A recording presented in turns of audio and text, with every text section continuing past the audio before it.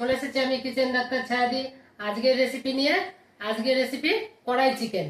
তার জন্য নিয়েছি 1 কিলো মুরগির মাংস, 2টো পেঁয়াজ কুচিয়ে নিয়েছি, একটা টমেটো কুচিয়ে নিয়েছি, টক দই নিয়েছি, আদা রসুনের পেস্ট নিয়েছি, জিরের গুঁড়ো, ধনের গুঁড়ো, লঙ্কার গুঁড়ো আর নিয়েছি গোটা জিরে। দেখতে থাকুন, সঙ্গে থাকুন। লাল লাল ঝাল ঝাল চিকেনটা আমি 2-3 বার করে ধুয়ে নিয়েছি। এবার লেবু দিয়ে 2-4 মিনিট ভিজিয়ে রাখবো, তারপর ফ্রেশ করে ধুয়ে নেবো। রান্নাটাকে ভেজে নিলাম লাল লাল করে একটু, এবার তুলে নেবো। আলুটা ভেজে নিলাম, আলুটা লাল লাল করে ভেজে নিয়েছি, এবার তুলে নিচ্ছি। কড়াইতে তেল দিয়ে দিয়েছি, এবার সামান্য একটু জিরে দিয়ে দিলাম। এটা হয়ে গেছে, এবার আমি পেঁয়াজ দিয়ে দিলাম। পেঁয়াজের মধ্যে একটু লবণ দিয়ে দিলাম, কাঁচা লঙ্কাগুলো দিয়ে দিলাম পেঁয়াজের মধ্যে। এর মধ্যে টমেটোগুলো দিয়ে দিলাম। আজকের কড়াই চিকেন, 1 চামচ আদা রসুনের পেস্ট, 1 চামচ জিরের গুঁড়ো, 1 চামচ হলুদের গুঁড়ো। দেখুন হালকা তেল, অল্প মশলায় করে নিচ্ছি কড়াই চিকেন। থেকে তেল ছাড়তে শুরু করে দিয়েছে। এবার আমি একটু কাশ্মীরি গুঁড়ো লঙ্কা দিয়ে দিচ্ছি, ঝোলটা একটু লাল করার জন্য। 1 চামচ চিনি দিয়ে দিলাম। আর মশলার মধ্যে মাংসগুলো ছেড়ে দিলাম।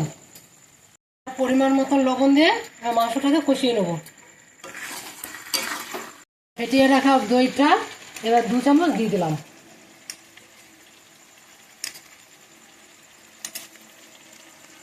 ভাজা আলুগুলো দিয়ে দিলাম। এলাচ, লবঙ্গ, দারচিনি, আদা থেতো করে দিয়ে দিলাম। পাশের ওভেনে গরম জল করেছি, সেই গরম জলটা দিয়ে দেবো। কেটে কেটে একসঙ্গে দেবো না, কেটে কেটে দেবো। এবার আমি 10 মিনিটের জন্য ঢাকা দিয়ে গ্যাসটাকে লো ফ্লেম করে দেবো। ঢাকনাটা তুলে নিলাম। এবার জলটা কমে গেছে, একটু গরম জল দিয়ে দিলাম।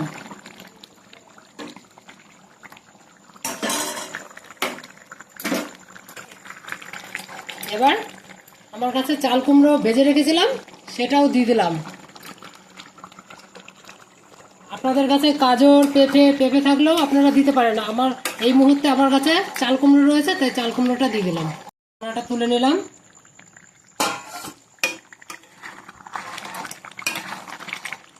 এবার এই বাটারটা দিয়ে আমি নামিয়ে নেব, একটু নাড়াচাড়া করে নামিয়ে নেব।